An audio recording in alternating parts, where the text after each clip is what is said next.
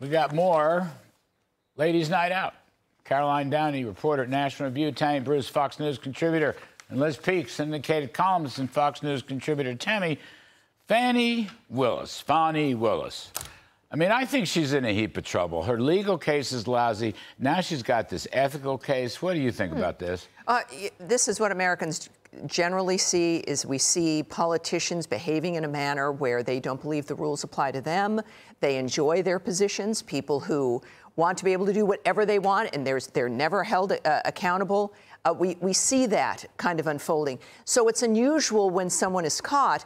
But in this case, you know, she is much more in front. She's doing something that many people think is, not legitimate in certain ways.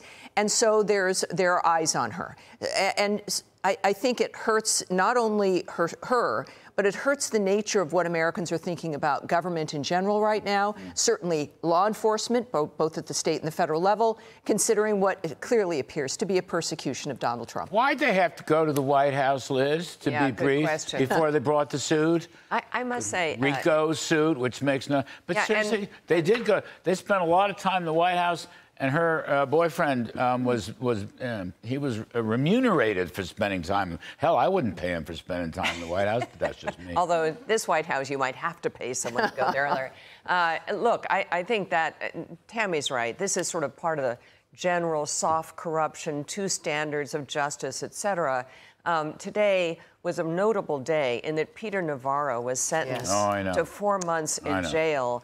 No one has been sentenced or sent to jail on contempt of Congress or defying a subpoena for 50 years, Larry. This is the second Trump aide to do this. So it's just the constant pileup of legal attacks on President Trump is one of the reasons, without a doubt, that his approval has turned around so successfully. From the White House. Yeah, orchestrated and the fact by that the White every House. single case now has, as they said on this, has a link. Has their fingerprints are all over this. Right. What can you possibly make of that? We were told when President Trump was in office that his Department of Justice was politicized. I have never seen a Department of Justice so corrupted by the president as this one has Peter been. Navarro, trade advisor, former colleague of mine in the Trump White House, he and I agreed and disagreed, okay?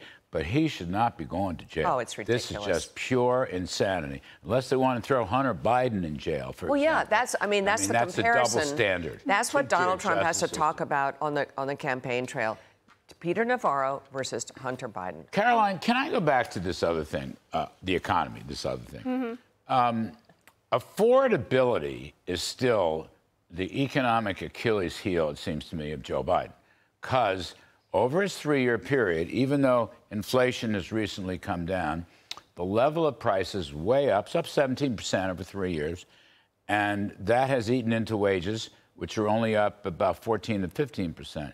So real wages down. People can't afford daily living. There's a number in Wisconsin that I found today.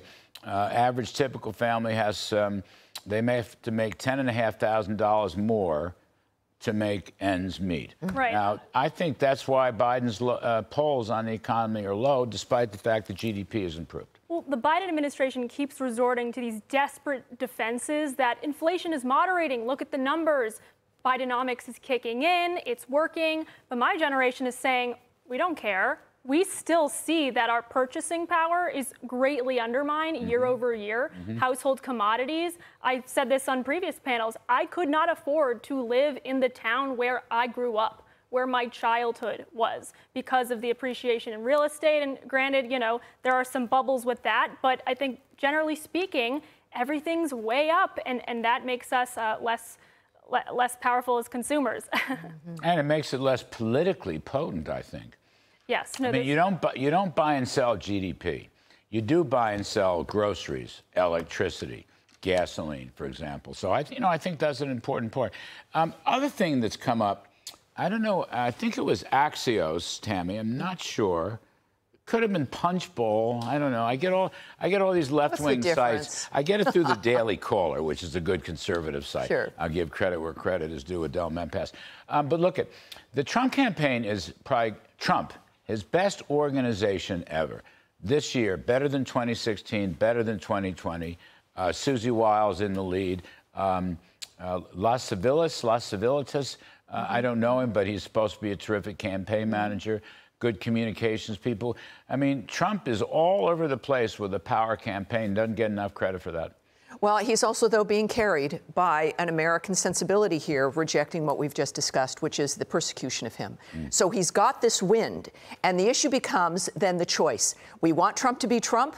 That is what we like about him, the transparency of who he is. Yes, a deeply flawed man, but then aren't we all deeply flawed? So we don't have to guess about who we're getting. We know where his strengths are and his weaknesses, so does he. And we're getting the same guy we got in 2016. He now knows what he is against. He understands what people are capable of. I think he loves the country even more, and he really understands, like we do, that he's got to win in order to save the country. I will remind people about Biden in a comment in November of 22, saying that we have to demonstrate that Trump, will not take power if he runs, making sure he, under legitimate efforts of the Constitution, does not become the next president. That's the Fannie Willis dynamic. Right. That's these persecutions. And Americans... And people don't like that. This is the Because it could happen to you and me. It always happens to many people, certainly disenfranchised people in this country. There's always been complaints, particularly with black men, about the system being against them. Now we've seen it in real time, in general, and I do think that Trump, this is a tremendous opportunity, not just for his re-election, so that for his personal success, but for the country itself. But it was Axios that talked about the new organized professionalism of the Trump campaign. And I've heard this from people in the campaign. It's incredibly important. It's why it's helpful to him in Iowa and New Hampshire. One of the reasons, he had people in every single district, every single precinct in Iowa and New Hampshire. This is a new Trump organization. And it was Axios. Unbelievably, I knew it was Axios. I knew it was one of those. Incredibly important as you lay out now a national campaign. Don't you love it that I read these left-wing sites? I love that. I do too. It shows how ecumenical we are. Yeah, but I mean, I think this is really an unbelievably important thing because in 2020, well, actually, it makes me laugh. The New York Times did a real head-on attack on President Trump recently. One of the things they don't like is he's better organized. The Heritage Foundation and some other groups are laying out all the people that might be added to a 24 win in the Trump White House. They hate that, but guess what? That's what they should be doing, right?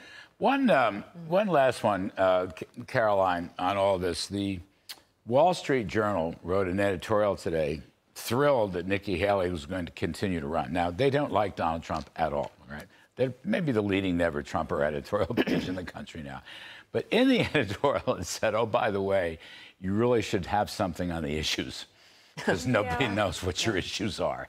I mean, they had about 3 paragraphs in there that said, what do you believe on this, and this? And I think that's been Trump's strength, and that's been Haley's weakness. Yes. She hadn't said much or anything about the issues, and when she does, it hadn't been good. Trump's policy focus, like you said, is what is galvanizing voters. I think Haley's success, which was, I mean, it wasn't terrible in New Hampshire, is because of all these, you know, independents and Democrats that flocked to her, not because they were enthusiastic about her, but because it was a vote to defeat Trump, which doesn't really say a lot about her loyalty. And I also read that Haley just lost a major billionaire donor. Granted, she's got enough fundraising.